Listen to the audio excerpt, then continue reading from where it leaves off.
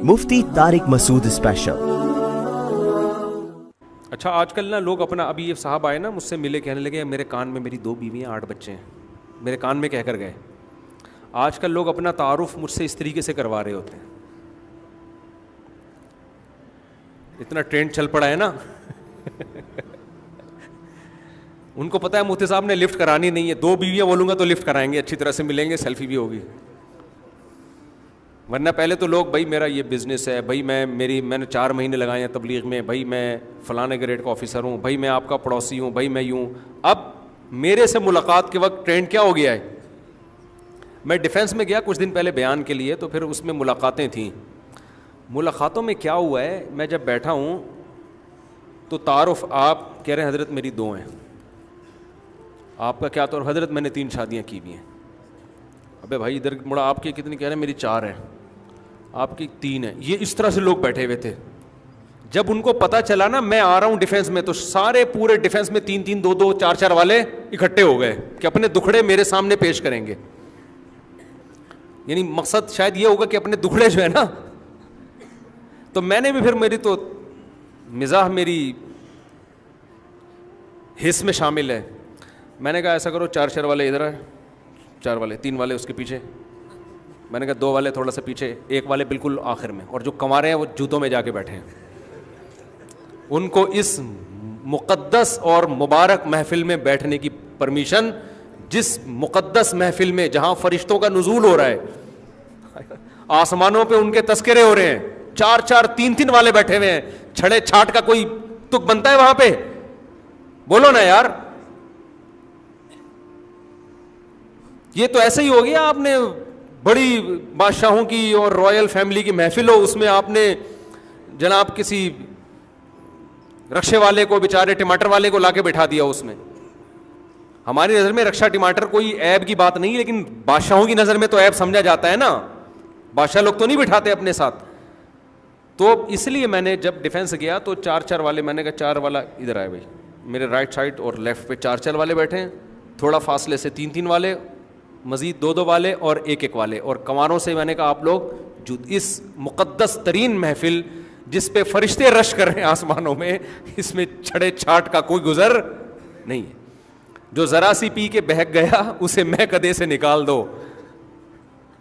شاعر نے شعر کہا تھا نا، شرابیوں کو شراب پہ بڑا ناز ہوتا ہے نا، تو شرابی تو بڑی بڑی بوتلیں پیتے ہیں، بہکتے پھر بھی نہیں ہیں، جس کو عادت نہیں ہوتی وہ تو 2 قطروں میں ہی بہک جائے گا۔ تو مرزا غالب نے کہا تھا، میں کدا کہتے ہیں شراب خانے کو، کہ جو اتنا کم ظرف ہو نا کہ 2 گھونٹ پی کے دماغ اس کا خراب ہو جائے، ٹن ہو جائے، اس کو میں کدے سے نکال دو۔ جو ذرا سی پی کے بہک گیا اسے میں کدے سے نکال دو۔ یہاں اہل ظرف کا کام ہے، یہاں تنگ نظر کا گزر نہیں۔ جو تنگ نظر گھٹیا لوگ ہیں نا، جو 2 گھونٹ پی کے ٹن ہو جاتے ہیں، ان بدبختوں کو میں کدے سے نکال دو۔ یہ میں کدے کی توہین ہے، کم ظرف لوگوں کی میں کدے کی، شراب خانے کی توہین ہے یہ۔ تو میں نے کہا جہاں 4 3 والے مقدس لوگ، جنہوں نے اتنی بڑی بڑی ٹینشنیں پالی ہوئی ہیں، مقدس لوگ ہو گئے نا، اور بہکے نہیں اس میں چھڑے چھاٹ، جو ایک کا نہیں سوچتے، ایک کو ٹینشن سمجھتے ہیں، تو ایک گھونٹ میں جن کا دماغ خراب ہو جاتا ہے، ان کو اس میں کدے کی محفل سے کیا کرو، نکال دو۔ مجھے وہ دن بھی یاد ہے جب میں 4 شادیوں کی بات کرتا تھا، لوگ کہتے تھے تمہاری جیب میں دھیلا ہے نہیں، اور دکان پکوڑوں کی باتیں کیا کروڑوں کی۔ انہوں نے میرا ماضی نہیں دیکھا نا، وہ یہ تبصرے کر رہے ہیں۔ آج لوگ کہہ رہے ہیں ابے پیسہ ہے اور شہرت ہے تو ظاہر ہے 15 بچے پالنا آسان ہے۔ بھائی یہ چیزیں اس وقت تھیں جب یہ چیزیں کچھ بھی نہیں تھیں۔ اس وقت تو ہمیں غربت کے تانے لوگ دیا کرتے تھے کہ اپنی اوقات دیکھو اور اپنے جذبات دیکھو۔ اس اوقات پہ یہ جذبات بالکل بھی اچھے نہیں لگتے۔ تو ہم لوگوں کو سمجھاتے تھے کہ بھئی یہ تو قرآن میں اللہ نے وعدہ کیا ہے، اس کا یہ مطلب ہے، اس کا وہ کہتے تھے مطلب کا یہ مطلب ہے، پھر ہم اس کا پوری رات میرے مناظرے ہوتے تھے۔ سمجھتے ہو کہ نہیں سمجھتے؟ تو جو لوگ میرے ماضی کو جانتے ہیں نا، وہ الحمدللہ اس بات کی گواہی دیں گے کہ اس مولوی نے جو دعوے کیے تھے الحمدللہ سارے دعوے اللہ نے پورے کر کے دکھائے ہیں۔ اور جو اس وقت یہ باتیں کر رہے تھے نا, پیسہ ایکچولی پہلے اپنے پاؤں پہ کھڑے ہو جاؤ, اور پھر ایکچولی پھر یہ ہو, پھر ایک بچہ تو پھر یوں, پھر ایسے تربیت, وہ بیڑا غرق کر دیا انہوں نے اپنی زندگیوں کا. وہ ایکچولی کر کے کما ہی رہے ہیں ابھی تک بیٹھ گئے.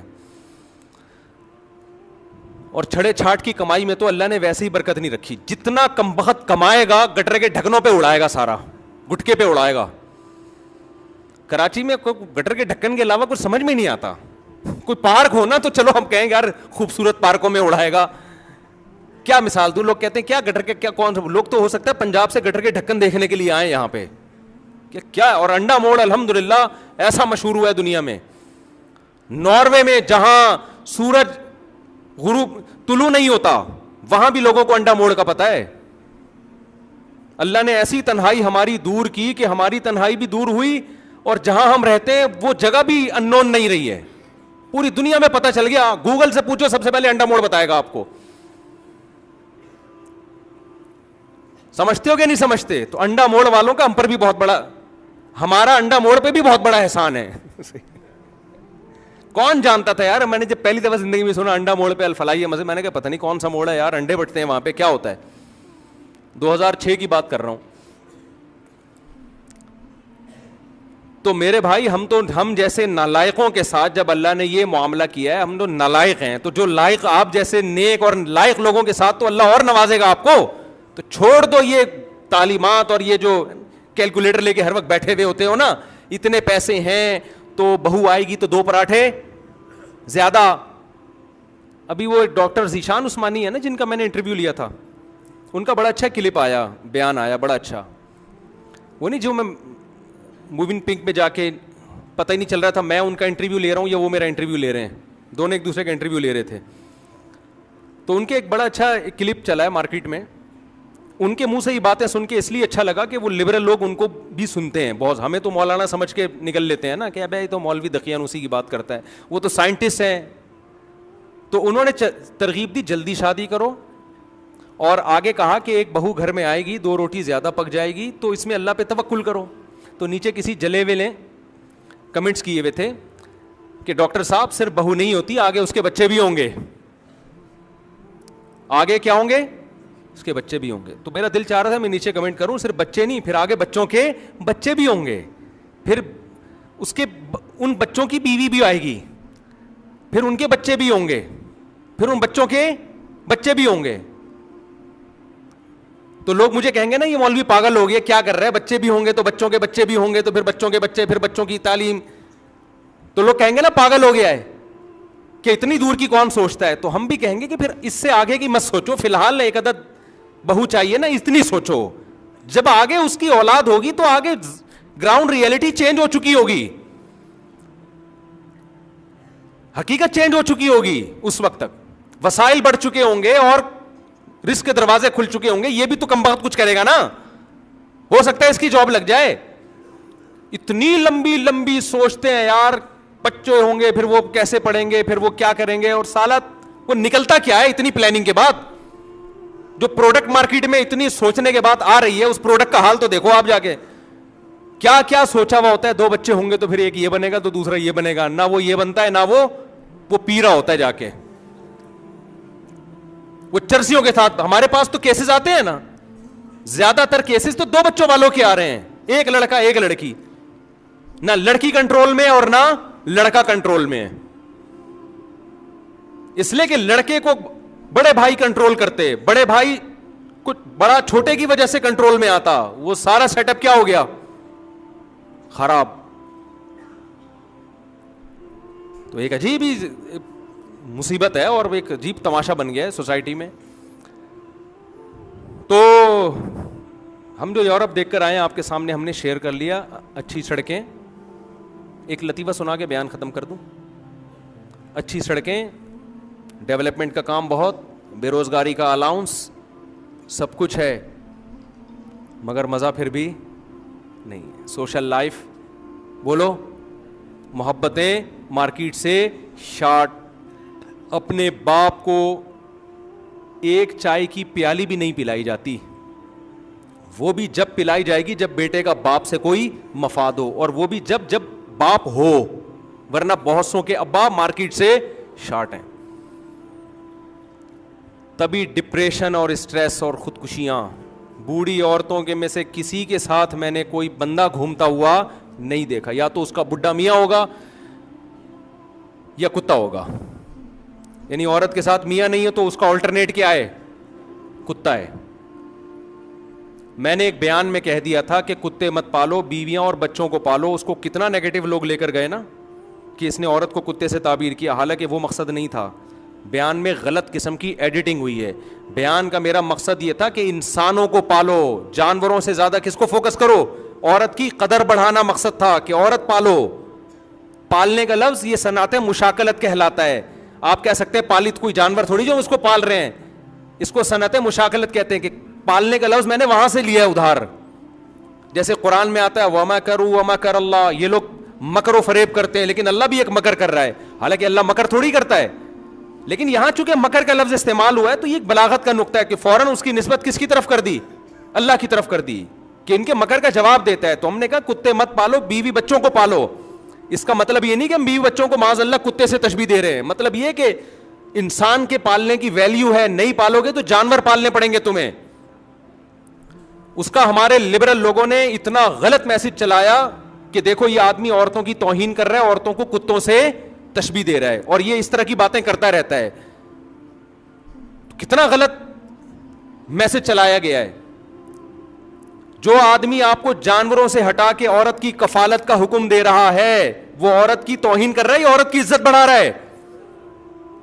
وہ تمہیں کہہ رہا ہے کہ کتوں سے تنہائی دور نہ کرو, اللہ نے عورت کو مرد کے لیے, مرد کو عورت کے لیے اور آپ کو اولاد کے لیے پیدا کیا ہے, ان سے تنہائی کو دور کرو. لیکن جن لوگوں کے دل میں ہم سے نفرت ہے, جن کو ہمارے نظریات سے اتفاق نہیں ہے, وہ کیا کرتے ہیں؟ وہ ایڈیٹنگ کر کے ہر بات کو نیگیٹو لے کے جاتے ہیں. تو یہاں بھی میں آپ سے یہ عرض کر رہا ہوں کہ اگر آپ نے انسانوں کو نہیں پالا تو ہماری خواتین نے بروقت شادی نہیں کی, اولاد نہیں ہوئی, تو بڑھاپے میں میاں کی جگہ کیا پالیں گی میرے بھائی؟ کتا. آپ کو نہیں کہہ رہا میں, کتے کو کتا کہہ رہا ہوں, آپ کو تھوڑی کہہ رہا ہوں میں. کیا پالنا پڑے گا آپ کو بڑھاپے میں؟ کیونکہ ہم نے دیکھا ہے بوڑھی عورت کتے کے ساتھ گھوم رہی ہے اور بوڑھا آدمی کتے کے ساتھ گھوم رہا ہے. تو ان کے ہاں میاں بیوی کا آلٹرنیٹ کیا ہے؟ کتا ہے. ہمارے یہاں نہیں ہے یہ. اب تک کی رپورٹ کے مطابق یا تو آپ کی بیوی ہے, بچے ہیں. اول تو بوڑھے مرد اور عورت اکیلے گھومتے ہوئے ویسے بھی اچھے نہیں لگتے. اکیلے گھومنے کی عمر ختم ہو گئی, اب آپ بچوں کے ساتھ جائیں, بچے ابا اماں کو گھمانے لے کے جائیں. سمجھتے ہو کہ نہیں سمجھتے؟ عجیب سے لگ رہے ہوتے ہیں. بڈھا وہاں بیٹھا ہوا ہے, اس کی بڑھیا یہاں بیٹھی ہوئی, اکیلے کیا انجوائے کر رہے ہو یار تم؟ یہ تو انجوائے کرنے کی عمر بچوں کے ساتھ ہے. اب کیا پھول پیش کرے گا بھائی تو اس کو بیچاری کو؟ یہ بھی جو بڑے وفادار ہیں. تو آپ عورت نے وہاں کیا میاں کی جگہ کیا رکھ لیا؟ کتا. ہمارے ہاں اب کیا کروں, میری مزاح کی حس جاگ رہی ہے نا. ہمارے یہاں عورتوں نے کتوں کی جگہ ہم لوگ کو رکھا ہوا ہے. اب اس پہ کوئی کلپ بنا دے گا, مردوں کو کیا کہہ دیا؟ کتا. بنا لو یار, تمہارا کام ہی ہے اوٹ پٹانگ باتیں کرنا. لیکن ہم لوگ کو رکھا ہوا ہے کہ نہیں رکھا ہوا؟ نہیں رکھیں گی تو اس کا آلٹرنیٹ ان کے بھی کتے رکھنے پڑیں گے. تو کتوں کی جگہ انہوں نے کہا بہترین آپشن کیا ہے؟ ہم لوگ کو رکھ لیں. ہماری اوقات ہمارے گھروں میں کیا ہے؟ یہی اوقات شام 7 سے 8. میں نے بیان میں کہا نا, شہرت ملتی ہے انسان کو, پیسہ بھی مل جاتا ہے, عزت بھی مل جاتی ہے, یہ سب چیزیں مل جاتی ہیں, ٹریولنگ بھی ہو جاتی ہے. لیکن خوب بات یہ اچھی طرح سے سمجھ لینی چاہیے کہ یہ چیزیں اگر نعمت ہیں تو اس وقت ہیں جب اللہ راضی ہو. اللہ راضی نہیں ہے تو قارون نے بہت پیسہ کمایا, فرعون نے بہت عزت کمائی, لیکن یہ شہرت, یہ عزت, یہ تباہی بربادی کا ذریعہ بن گئی. اس لیے اپنے ذہنوں میں یہ بات اچھی طرح بٹھا لیں کہ ایک آدمی جو جھونپڑی میں رہتا ہے, سوکھی روٹی بمشکل گزارا ہوتا ہے, دنیا میں کوئی اسے نہیں جانتا, لیکن اس نے اللہ کو راضی کیا ہوا ہے. خدا کی قسم وہ کروڑہ گنا خوش قسمت ہے.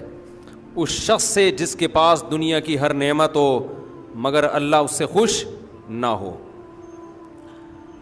کیونکہ آج کل نا یہ دنیا میں لوگوں کی ٹریولنگ ولاگس اور یہ سب چیزیں دیکھ دیکھ کے نوجوانوں کی کھوپڑی آؤٹ ہونا شروع ہو جاتی ہے. وہ سمجھتے ہیں یار پیسہ پیسہ کماؤ پیسہ کماؤ. کمائے, کسی نے منع نہیں کیا آپ کو.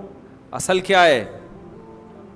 تلک الدار الآخرۃ نجعلها للذین لا یریدون علوا فی الارض ولا فسادا. قارون جب اپنے خزانوں کے ساتھ نکلا اور روب اور دبدبے کے ساتھ, تو دنیا پرستوں نے کہا یا لیت لنا مثل ما اوتی قارون, ہائے کاش ہمیں بھی ایسا پروٹوکول ملتا.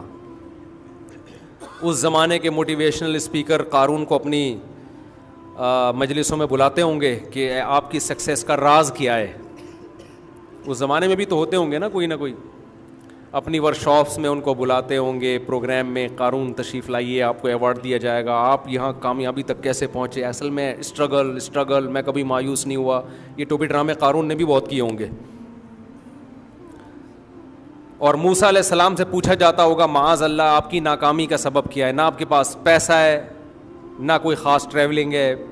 صرف ایک دفعہ مدین گئے تھے, وہ بھی کسی کیس میں, ٹھیک ہے نا, قتل کا مقدمہ چل رہا تھا, تو فرعون کے خوف سے مصر چلے گئے اور پیدل سفر اتنا لمبا, اور وہاں 10 سال بکریاں چرائی ہیں. تو اس زمانے کے موٹیویشنل اسپیکر بتاتے ہوں گے کہ دیکھو سکسیس قارون کے پاس ہے, اور اسٹرگل تھی, اور ساتھ جو کامیاب انسانوں کی ساری صفات کس میں تھیں؟ قارون میں پائی جاتی تھیں. اور موسیٰ علیہ السلام کے پاس تو نہ اسٹرگل ہے, پیسے کمانے کی اسٹرگل, اور غلطی سے قتل بھی ہو گیا, کیسز ہیں تو ناکام معاذ اللہ. لیکن اللہ کیا کہہ رہا ہے, کون کامیاب تھا بھائی؟ حضرت موسیٰ کا. کیوں؟ اللہ ان سے کیا تھا؟ خوش تھا. فرعون سے اللہ خوش نہیں تھا. تو آج بعض دفعہ لوگ اپنے بچوں کو یہ سوچ کے مولوی بنانے لگے ہیں کہ ہمارا بچہ بھی شاید کوئی 4 شادیاں کر لے اس بہانے. تو یہ خوب اچھی طرح ذہن میں بٹھا لیں کہ بار بار قرآن و سنت سے ہمیں پتہ چلتا ہے کامیابی صرف اللہ کی رضا کا نام ہے. اور یہ جو دنیا کی چمک دھمک ہے نا, اس سے تو بالکل بھی متاثر ہونے کی ضرورت نہیں ہے. مرنے کے بعد سب کیا ہے, کیا ناروے, کیا سویڈن, کیا جاپان, کیا جرمنی, کیا کباب پراٹھے, کیا برگر, کیا پیزا, کیا 4 بیویاں, کیا 18 بچے, 15 میں 3 اور ایڈ کر لو, کیا جا رہا ہے, نہیں 22 کر لو چلو. تو یہ سب کیا ہونے والا ہے؟ تو اللہ خوش ہے تو بھائی سب سیٹ ہے, اللہ خوش نہیں ہے تو سب کیا ہے. تو اس لیے ان چیزوں کو اگر کرو بھی تو اللہ کی رضا کے لیے. پیسہ کماؤ کس کے لیے؟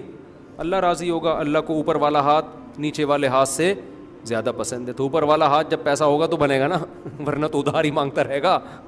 تو اس نیت سے کماؤ بھی, سفر بھی کرو اللہ کو راضی کرنے کے لیے. تو اصل مقصد اللہ کی رضا ہے. پھر یہ چیزیں مل جائیں تو ٹھیک ہے, نہیں ملے تو بھی کیا ہے, بلکہ نہ ملنے میں زیادہ ٹھیک اس لیے کہ آزمائش کم ہو جائے گی آپ کی. غریب آدمی کی آزمائش کم ہے, پیسے والے کی آزمائش زیادہ ہے. تبھی حدیث میں آتا ہے کہ جنت میں غریب ہول سیل کے حساب سے ہوں گے, پیسے والے شارٹ ہوں گے جنت میں. کیوں؟ وجہ اس کی یہ کہ جب پیسہ آتا ہے تو نماز روزہ مارکیٹ سے شارٹ ہوتا ہے. غریب آدمی کے پاس کچھ ہے ہی نہیں تو کیا لگے چلو نماز ہی پڑھ لو یار, جا کے فلم تو دیکھ نہیں سکتے, نیٹ میں بیلنس ہی نہیں ہے, وائی فائی بھی ادھار لے رہا ہوتا ہے وہ لوگوں سے, تو وہ نماز پڑھنا اس کے لیے آسان ہے.